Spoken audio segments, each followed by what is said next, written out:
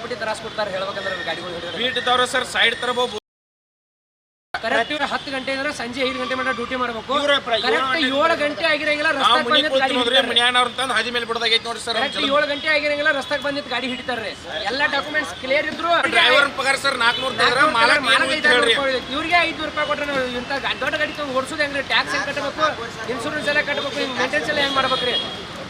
ಬೇಕು ನ್ಯಾಯ ಬೇಕು, ಬೇಕೇ ಬೇಕು ನ್ಯಾಯ ಬೇಕು, ಬೇಕೇ ಬೇಕು ನ್ಯಾಯ ಬೇಕು. ಕರ್ನಾಟಕ ಚಾಲಕರ ಒಕ್ಕೂಟಕ್ಕೆ ಬೇಕೇ ಬೇಕು ನ್ಯಾಯ ಬೇಕು, ಬೇಕೇ ಬೇಕು ನ್ಯಾಯ ಬೇಕು. ಕರ್ನಾಟಕ ಚಾಲಕ ಎಲ್ಲಿವರೆಗೆ ಹೋರಾಟ?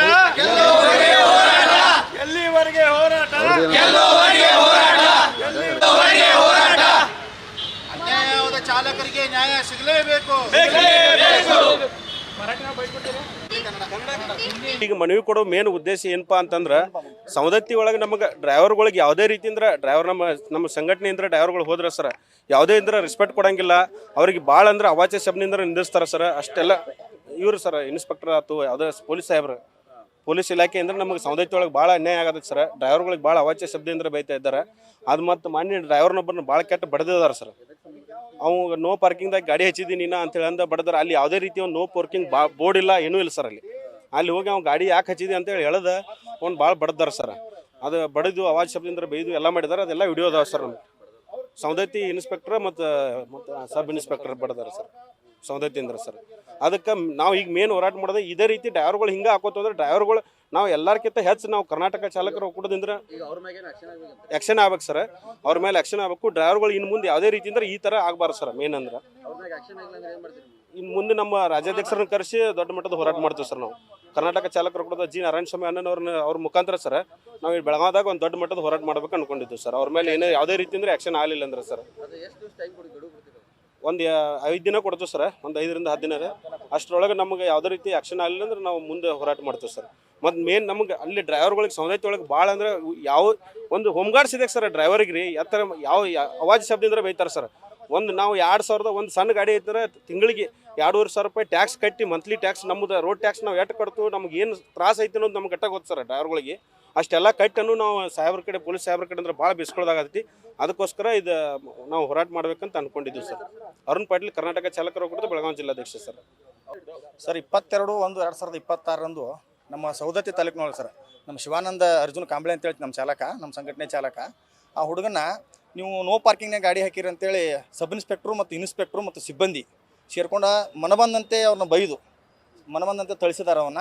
ಆಮೇಲೆ ಗಾಡಿ ಒಳಗೆ ಹಾಕೊಂಡು ಹೋಗುವಾಗ ಸಾರಿ ಕೇಳಿದಾಗ ಅವ್ನು ಬಿಟ್ಟಾರ. ಆಮೇಲೆ ನಾವು ಇನ್ನೊಂದು ಏನಪ್ಪ ಅಂತಂದ್ರೆ ನಾಮಫಲಕಗಳು ಯಾವೂ ಇಲ್ಲ ಸರ್. ಅಲ್ಲಿ ನೋ ಪಾರ್ಕಿಂಗ್ ಅಂತ ನಾಮಫಲಕಗಳು ಯಾವೂ ಇಲ್ಲ ಅಲ್ಲಿ. ಮತ್ತು ಇನ್ನೊಂದು ನಾವು ಸಂವಿಧಾನವಾಗಿ ಅವ್ರಿಗೆ ಯಾಕೆ ಹೊಡಿತೀರಿ ನಮ್ಮನ್ನ ಕೇಳೋದು ತಪ್ಪ. ನಾವು ನಿಮ್ಮ ಮೀಡಿಯಾ ಮುಖಾಂತರ SP ಅವ್ರಿಗೆ ಮನವಿ ಮಾಡ್ಕೊತೀವಿ. ಅವ್ರು ಯಾರು ಹೊಡೆದಿದ್ದಾರೆ ಅವ್ರನ್ನ ಅಮಾನತುಗೊಳಿಸ್ಬೇಕು ಸರ್. ಅವ್ರು ತಕ್ಷಣ ಆದೇಶ ಹೊರಡಿಸ್ಬೇಕು. SP ಅವರು ಅಮಾನತುಗೊಳಿಸ್ಬೇಕು. ಮತ್ತು ಅವರು ಸಾರಿ ಕೇಳ್ಬೇಕು ಚಾಲಕರಿಗೆ. ಬಡದವ್ರು ಸಬ್ ಇನ್ಸ್ಪೆಕ್ಟರ್ ಮತ್ತು inspector sir. Savadatti taluka inspector ಮತ್ತು ಸಬ್ ಇನ್ಸ್ಪೆಕ್ಟರ್ ಹೊಡೆದಾರ. ಭಾಳ ಅವಾಚ್ಯ ಶಬ್ದಗಳಿಂದ ಈ ಒಬ್ಬ ಚಾಲಕಗಲ್ಲ ಸರ್, ಇದು ಪ್ರತಿ ಚಾಲಕರಿಗೆ. ಮತ್ತು ಜೋಗುಳ ಬಾವಿ ಹತ್ರ ಎಲ್ಲ ಥರ ಗಾಡಿಗಳು ನಿಲ್ತಾವೆ. ಅದನ್ನು ಹೇಳೋ ಪದ್ಧತಿಯಲ್ಲಿ ಹೇಳ್ಬೇಕು ಸರ್. ಬರೀ ಮಾತೆತ್ತಿದ್ರೆ ಅವಾಚ್ಯ ಶಬ್ದಗಳು, ಸೋಳಿ ಮಗನ, ಹದರಿಗಿತ್ತಿ ಮಗನ, ಈ ಥರ ಬೈತಾರೆ.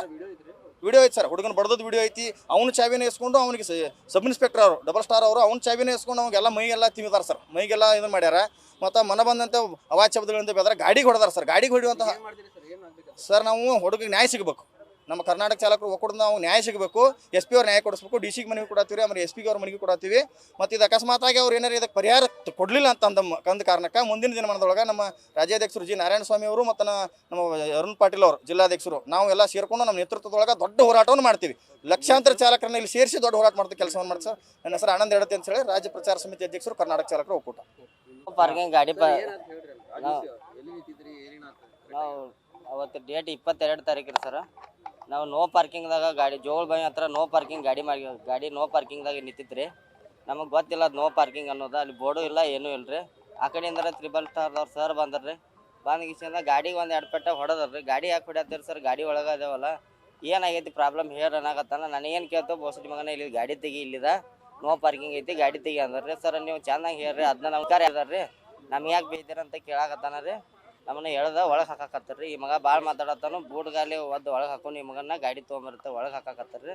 ಅವಾಗ ನಮ್ಮ ಬ್ರದರ್ ಬಂದ, ಇಲ್ಲ ತಪ್ಪಾಗೈತೆ ಅಂತ ಸರ್ಗೆ ಏನು ಅಂದಿದ್ದಾನ ಹಾಕೊಂಡು ತಪ್ಪಾಗೈತೆ ಅಂದು ಮುಗಿಸ್ಕೊಂಬಂದಿದ್ದರು ಸರ್. ಅವ್ರು ಹೌದ್ರಿ ಸರ್, ಇಲ್ಲಿ ಬುಜಕರಿ ಮತ್ತು ಇಲ್ಲಿ ಹೊಟ್ಟಿಗೆ ನಾನು ಕಾರ್ ಚಾವಿ ತೊಂದು ನನಗೆ ತಿಂದಿದ್ದಾರೆ ಸರ್.